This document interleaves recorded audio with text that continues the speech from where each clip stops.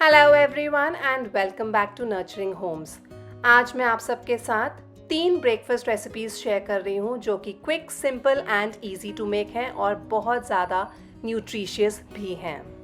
Let's begin. मेरी आज की सबसे पहली ब्रेकफास्ट रेसिपी है एक हाई प्रोटीन रेसिपी जो कि दिल्ली का बहुत फेमस स्ट्रीट फूड भी है। हम बना रहे हैं मूंगलेट, जिसके लिए एक रात पहले ही मैंने 1 कप येलो मूंग दाल और 1/4 कप उड़द की दाल को अच्छे तरीके से धो के भिगो के रख दिया था। वैसे तो इन दालों को हमें सिर्फ 3-4 घंटे के लिए ही भिगोने की ज़रूरत पड़ती है, बट क्योंकि मैं ब्रेकफास्ट में बना रही हूँ, so for the convenience and no rush in the morning, मैं इन्हें रात को ही धो के भिगो के रख दूँगी। सिर्फ थोड़ा सा ही प्रेप वर्क जो हम रात में करके रखते हैं, उससे हमारी मॉर्निंग्स बहुत पीसफुल हो जाती हैं और काम भी बहुत जल्दी जल्दी सुबह हो जाता है। अब मॉर्निंग में सबसे पहले मैं यहाँ पे एक पैन चढ़ा रही हूँ जिसमें मैं बॉईल करने रखूँगी कॉर्न को। आप चाहें तो फ्रोज़न कॉर्न या फ्रेश कॉर्न कुछ भी यूज़ कर सकते हैं। मैं आज फ्रोज़न ही यूज़ कर रही हूँ। कॉर्न बहुत जल्दी बॉईल हो जाता है, हार्डली 1-2 मिनट ही लगेंगे इसे बॉईल होने में। इन द मीनवाइल मैं आपको दिखाती हूँ कि जो दालें हमने रात को भिगो के रखी थी वो बहुत अच्छे तरीके से फूल चुकी हैं, डबल हो चुकी हैं वॉल्यूम में और सॉफ्ट भी हो चुकी हैं। अगर आप इन्हें हाथों से तोड़ के देखेंगे तो ये आराम से अपने आप ही टूट जाएंगी। अब टाइम है इन्हें ग्राइंड करने का, तो ग्राइंड करते वक्त ध्यान रखिएगा कि जिस पानी में दालें सोक्ड हैं आप उस पानी का इस्तेमाल ना करें, उसको डिस्कार्ड कर दें या फिर पौधों में पानी देने के लिए उसे इस्तेमाल कर लें। ग्राइंड करने के लिए आप फ्रेश वाटर ही यूज़ करिएगा। ग्राइंड करते वक्त मैं इसमें डालूंगी 1 टुकड़ा अदरक का और कुछ हरी मिर्चें और थोड़ा सा पानी और इसे स्मूथली ब्लेंड कर लूँगी। ये ज़रूरी है कि आप इसे स्मूथली ब्लेंड करें और कोर्सली नहीं। स्मूथ टेक्सचर ही चाहिए हमें इस बैटर का। और इस बैटर को हम निकाल लेते हैं अब एक बड़े से बोल में। यहाँ पे कॉर्न को बॉईल होते हुए भी 1-2 मिनट हो चुके हैं। ये बॉईल अच्छे से हो चुका है। इसको मैं छन्नी में छान के अलग कर लेती हूँ। बैटर में डालूँगी सिर्फ नमक और हल्दी, और जो इम्पॉर्टेंट चीज़ यहाँ पे है वो ये है कि हमें इस बैटर को अब फेंटना है कम से कम नहीं तो 5 मिनट तक, ताकि ये बैटर लाइट और फ्लफ़ी हो जाए। कई लोग मूंगलेट में सिर्फ येलो मूंग दाल का इस्तेमाल करते हैं, लेकिन मैंने यहाँ पे सफ़ेद उड़द दाल भी यूज़ की है क्योंकि उससे बहुत अच्छा इस रेसिपी का टेक्सचर आता है और वो ज़्यादा लाइट बनती है खाने में। फर्मेंटेशन बेसिकली अच्छा होता है। यहाँ पे कुछ सब्जियों को मैं चॉप करके लूँगी, जैसे कि प्याज और शिमला मिर्च। तो अब हमारे पास है बॉइल्ड कॉर्न, कटा हुआ प्याज और कटी हुई शिमला मिर्च। ये तीनों ही चीज़ें मैं बैटर के अंदर डालूँगी। कुछ और सब्जियाँ भी इस्तेमाल कर रही हूँ जिनको मैं जूलियंस में काटूँगी, जैसे कि गाजर, बीटरूट और थोड़ी सी अदरक। इन जूलियंस को हम पकाते वक्त ऊपर डालेंगे तो जो फाइनल रेसिपी बनेगी वो देखने में अच्छी लगती है, बट अगर आप चाहें तो अपनी कन्वीनियंस के लिए सभी सब्जियों को चॉप करके बैटर के अंदर मिला सकते हैं। कटा हुआ धनिया भी ले रही हूँ एंड विद दिस सभी सब्जियां हमारी रेडी हो गई हैं जो हम इस रेसिपी में यूज़ करेंगे। बैटर रेडी है, सब्जियां रेडी हैं। अब इसे बनाने के लिए मैं लगभग 3 करछी बैटर अलग कर रही हूँ। इसमें मैं मिला दूंगी अपनी कटी हुई सब्जियां, जैसे कि कॉर्न, प्याज और शिमला मिर्च। सब्जियों की क्वांटिटी आप कम ज़्यादा कर सकते हैं अपने हिसाब से। इस बैटर में अब मैं डालूंगी सिर्फ चुटकी भर बेकिंग सोडा। अगर आप चाहें तो इनो भी डाल सकते हैं। मैं यहाँ पे बेकिंग सोडा डाल रही हूँ और इन सभी चीज़ों को हम अच्छे से मिक्स कर लेंगे और अब इसे बनाएंगे। यही रीज़न है कि मैंने बैटर अलग करके लिया था, क्योंकि सोडा हम पूरे बैटर में एक साथ नहीं मिलाएंगे।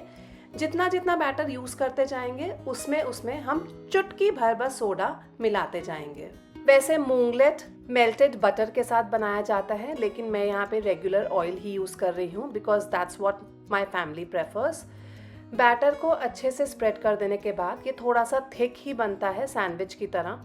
ऊपर से हम डाल देंगे जूलियंस, गाजर के, बीटरूट के और अदरक के, और साथ ही में हरा धनिया भी मैं इसी समय ऊपर डाल दूंगी।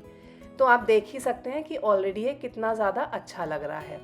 अब क्योंकि ये मोटा बनता है तो हमें इसे लो फ्लेम पे पकाना है और ढक के पकाना है ताकि ये अंदर तक बहुत अच्छे तरीके से पक जाए। 2-3 मिनट के बाद ऊपर का ढक्कन हटा के ऊपर थोड़ा सा मेल्टेड बटर या ऑयल आप और स्प्रिंकल कर दीजिए। जब आप देखें कि ये नीचे से पक चुका है तो इस तरीके से हल्का सा ऊपर से काट दीजिए। पूरा कट थ्रू नहीं करना है, सिर्फ पिज्ज़ा जैसे कट होता है उस तरीके से मैंने मार्क्स लगा दिए हैं। इन मार्क्स के अंदर भी मैं थोड़ा सा ऑयल या मेल्टेड बटर डाल दीजिए आप, और इसे अच्छे से क्रिस्प होने तक दोनों तरफ से पका लीजिए।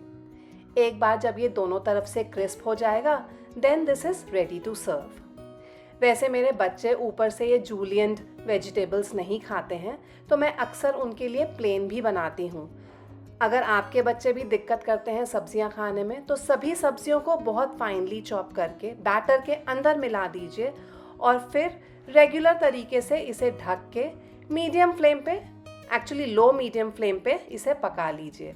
सेम तरीके से आप इसको पिज़्ज़ा की तरह कट कर लीजिए। पूरा कट थ्रू मत कीजिएगा, सिर्फ इंसिशंस बनाएंगे हम, इसमें सिर्फ मार्किंग्स बनाएंगे ताकि इसके अंदर भी हम ऑयल या बटर डाल के इसे बहुत अच्छे तरीके से अंदर तक क्रिस्प कर पाए। And there you go, plain वाला भी रेडी हो गया है। इसे आप सर्व कीजिए अपने मनपसंद की चटनी के साथ। मैं इसे धनिया पुदीने और इमली की चटनी के साथ सर्व कर रही हूँ। ट्रस्ट मी, ये हाई प्रोटीन और high fibre recipe is a must for breakfast, क्योंकि ब्रेकफास्ट हमेशा हाई प्रोटीन और किंग साइज ही होना चाहिए।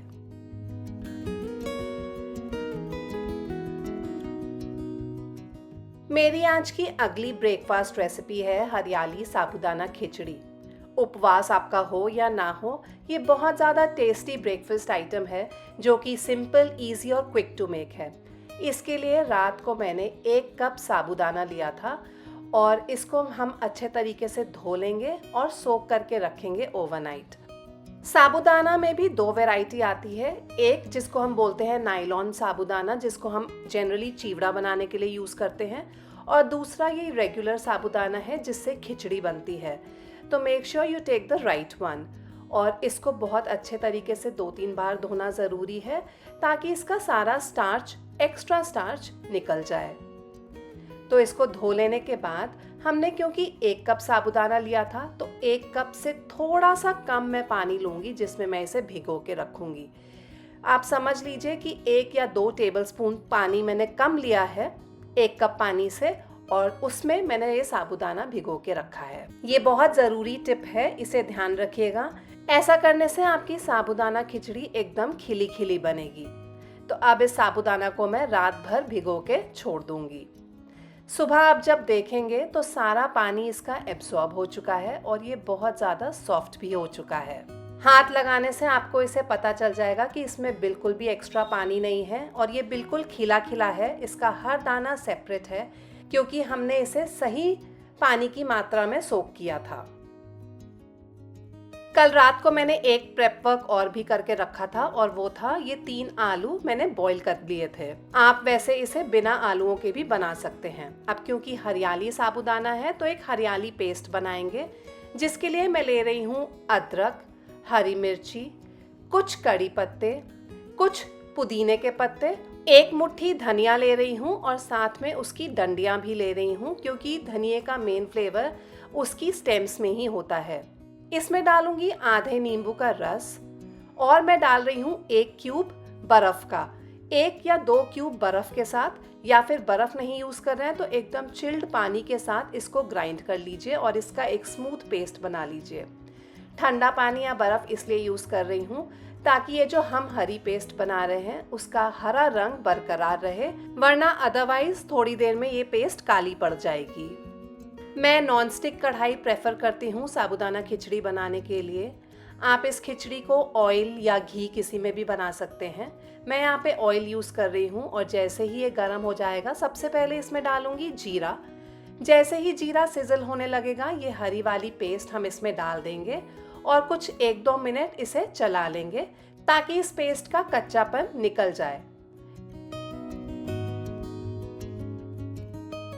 इन द मीनवाइल मैं यहाँ पे आलू जो बॉईल करके मैंने रखे थे वो यहाँ पे चॉप कर लूंगी। आलूओं को मैं इस तरीके से मीडियम साइज का चॉप कर रही हूँ। अगर आप कच्चा आलू यूज़ कर रहे हैं तो आप इस समय हरी पेस्ट के साथ आलूओं को भी गला सकते हैं। लेकिन मैं बॉइल्ड आलू ही डालना प्रेफर करती हूँ क्योंकि इससे टेस्ट काफ़ी ज़्यादा अच्छा आता है। कुछ मूंगफली ले रही हूँ, अराउंड 1/4 कप। एक्चुअली इसकी क्वांटिटी भी आप ऊपर नीचे अपने प्रेफरेंस के हिसाब से कर सकते हैं। 1/4 कप टू 1/3 कप आप ले सकते हैं मूंगफली। कुछ मूंगफली मैं कूट के लूँगी दरदरा, और थोड़ी सी मूंगफली मैंने अलग कर ली है जो कि मैं साबुत दाने ही डालूंगी खिचड़ी में।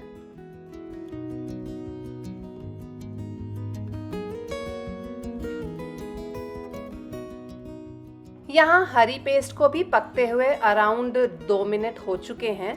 ये पूरी तरीके से ड्राई नहीं हुई है। और अब मैं इसमें डाल दूंगी ये आलू जो हमने काटे हैं अभी, और आलूओं को इसके साथ हम मिक्स कर देंगे। कुछ 2 मिनट हम आलूओं को इस पेस्ट के साथ पकाएंगे ढक के, ताकि आलूओं में इस पेस्ट का फ्लेवर अच्छे से एब्जॉर्ब हो जाए। कुछ 2 मिनट में ही आप नोटिस करेंगे कि आलू और पेस्ट एकदम रल मिल से गए हैं, और आपको अब ये ड्राई भी दिख रहे होंगे। बिल्कुल भी मॉइस्चर अब आपको यहाँ पे नज़र नहीं आ रहा होगा। अब इस पॉइंट पे हम डाल देंगे अपना भीगा हुआ साबूदाना। तुरंत ही सभी चीज़ों को अच्छे से मिक्स कर देंगे और ढक के पका लेंगे। साबूदाना भी बहुत ज़्यादा जल्दी कुक होता है, हार्डली 2 मिनट और लगेंगे और ये कुक होके रेडी हो जाएगा। ढक के ही हम इसको भी पकाएंगे। बस उसके बाद 2-3 मिनट के बाद जब आप ढक्कन हटा के देखेंगे तो आपको दिख जाएगा कि साबूदाने का रंग बिल्कुल चेंज हो चुका है। अब वो सफ़ेद नहीं रहा है, ट्रांसपेरेंट सा हो गया है। दिस मीन्स कि साबूदाना हमारा पक चुका है। अब हम इसमें डाल देंगे साबुत मूंगफली और कुटी हुई मूंगफली भी। साथ ही में जाएगा नमक स्वाद अनुसार, थोड़ी सी चीनी to balance out all the flavour, और आधे नींबू का रस भी। इन सभी चीज़ों को अच्छे से मिक्स कर दीजिए और ढक के थोड़ी देर के लिए इसे छोड़ दीजिए। तुरंत मत सर्व कीजिएगा क्योंकि सारे फ्लेवर्स इनकॉर्पोरेट होने में, स्पेशली नींबू का रस, उसका फ्लेवर इनकॉर्पोरेट होने में थोड़ा सा टाइम लगता है। तो 5-10 मिनट इसे ढक के छोड़ दीजिए। But before I leave this I have to show you कि देखिए किस तरीके से खिली खिली हमारी खिचड़ी बनी है। ये इसलिए पॉसिबल हुआ है क्योंकि हमने इसे राइट अमाउंट ऑफ वाटर में सोक करके रखा था। So that was a very important step.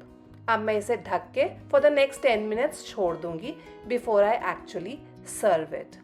Do try out this recipe. Simple तो है ही बनानी, क्विक ईजी है। कई बार ब्रेकफास्ट में हमें समझ में नहीं आता कि क्या बनाएं। ऐसे में अगर थोड़ी सी रात में प्रेपरेशन हमने की हो तो सुबह का नाश्ता एकदम सॉर्टेड रहता है।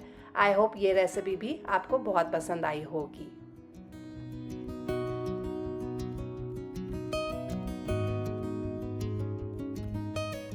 The third breakfast recipe for today is a very nutritious gluten-free recipe जो कि हम मिलेट्स को यूज़ करके बनाएंगे। We are making ragi and oats का उपमा, जिसमें कोई सोकिंग आपको एक रात पहले करने की ज़रूरत नहीं है। मैं यहाँ पे तैयारी कर रही हूँ बस एक प्याज काटने की और एक हरी मिर्च काटूंगी। That is all the basic preparation you need for this recipe. इसके अलावा कुछ स्पाइसेस यहाँ पे इकट्ठे कर रही हूँ जो मैं एक साथ डालूंगी, इसलिए इट इज़ बेटर कि इन सब चीज़ों को मैं पहले ही इकट्ठा कर लूँ। मैंने यहाँ पे लिया है राई, जीरा, भुनी हुई चना दाल, उड़द दाल और कुछ कड़ी पत्ते।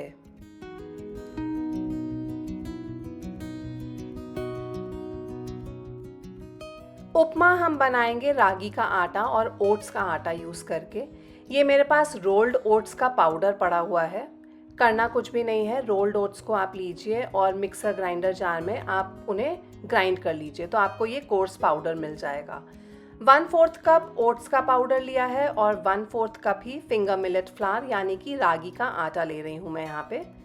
दोनों ही चीज़ों को मैं एक साथ कढ़ाई में ले रही हूँ क्योंकि इनको हमें करना है ड्राई रोस्ट।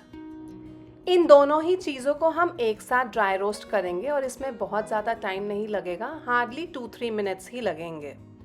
और आज मैं ये उपमा प्लेन बना रही हूँ क्योंकि हर समय बहुत सारी सब्जियाँ हमारा भी खाने का मन नहीं करता और कई बार हमारे पास सुबह इतना टाइम भी नहीं होता। तो आज मैं इसमें सब्जियाँ नहीं डाल रही हूँ, लेकिन आप चाहें तो अपने मनपसंद की इसमें सब्जियाँ डाल सकते हैं। मैं आपको बता दूँगी कब आपको सब्जियाँ डालनी है। फ़िलहाल ये दोनों ही चीज़ें मैं ड्राई रोस्ट कर रही हूँ मीडियम फ्लेम पे, बहुत ज़्यादा हाई फ्लेम मत कीजिएगा।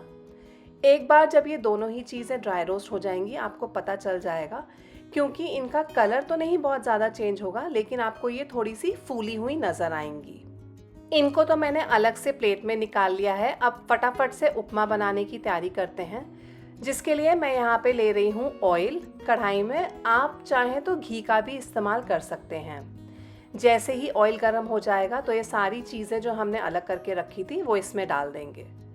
जीरा, राई, कड़ी पत्ता, रोस्टेड चना दाल और उड़द दाल, ये सभी चीज़ें तुरंत ही सिजल करने लग जाएंगी। और इसके बाद अब मैं इसमें डाल रही हूँ थोड़े से काजू। अगर आपको चाहिए तो आप काजू के बिना भी ये बना सकते हैं, या फिर काजू की जगह मूंगफली का भी इस्तेमाल कर सकते हैं। मीडियम फ्लेम पे काजू को हम थोड़ी देर भून लेंगे, लाइक से फॉर अ मिनट और सो। हल्का सा जैसे ही इन पे रंग चढ़ना शुरू होगा तब हम इसमें डाल देंगे प्याज और हरी मिर्च जो हमने काट के रखी थी। अब इन सभी चीज़ों को हम चलाएंगे तब तक जब तक कि प्याज भी ट्रांसल्यूसेंट नहीं हो जाते, और प्याज के साथ साथ जो काजू हमने डाले हैं वो भी थोड़े से और भुन जाएंगे, उनमें भी थोड़ा सा और कलर चढ़ जाएगा।